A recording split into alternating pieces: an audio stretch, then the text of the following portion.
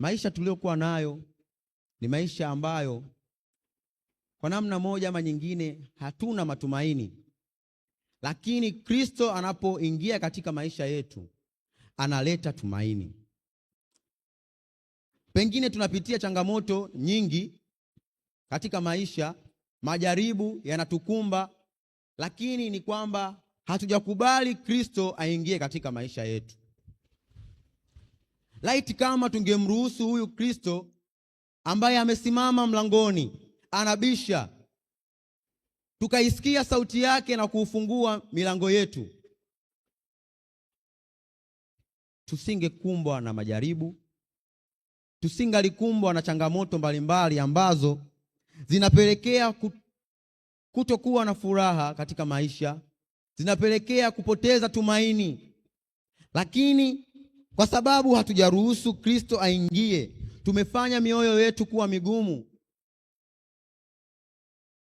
Kristo bado anasisitiza kwamba amesimama mlangoni anabisha, na kwamba atakayesikia sauti na kuufungua mlango ataingia kwake na kuketi pamoja naye, kusemezana pamoja naye, kuyachukua madhaifu yake, kuyabeba matatizo yake. Maana maandiko yanasema, njooni kwangu ninyi nyote mliokuwa na mizigo, mliosumbuka na mizigo, nami nitawapumzisha. Kana kwamba tuna mizigo ambayo tumeibebelea katika maisha yetu. Tunaporuhusu Kristo aingie katika maisha yetu, atatupumzisha. Tuna mizigo mingi tumebeba, mingine ni magonjwa ambayo hatuna sehemu ya kuyapeleka, ambayo yametushindwa kwa uwezo sisi wa kibinadamu, lakini tunaye ambaye anaweza kututua mzigo, na ambaye ni Kristo pekee, ambaye anasema amesimama mlangoni. Sasa kwa sababu mioyo yetu tumeifanya kuwa migumu, tumeshupaza shingo zetu, ndiyo maana bado yuko mlangoni anasimama, anazidi kubisha kwamba ili kijana wake, ili mwana wake afungue mlango ili aingie. Maana anasema katika maandiko, nikiinuliwa nitawavuta kwangu. Kipindi cha wana wa Israeli walipokuwa jangwani, Musa aliambiwa, tengeneza nyoka wa shaba ambaye ukimuinua kila atakayemtazama hakika atapona. Na yule nyoka wa shaba alikuwa akimwakisi Yesu Kristo, ya kwamba Kristo akiinuliwa katika maisha yetu hakika tutapona. Changamoto, majaribu ambayo tunaendelea kupitia katika maisha yetu, tukimuinua Kristo katika maisha yetu hakika tutapona. Katika Yohana 14 mstari wa 23,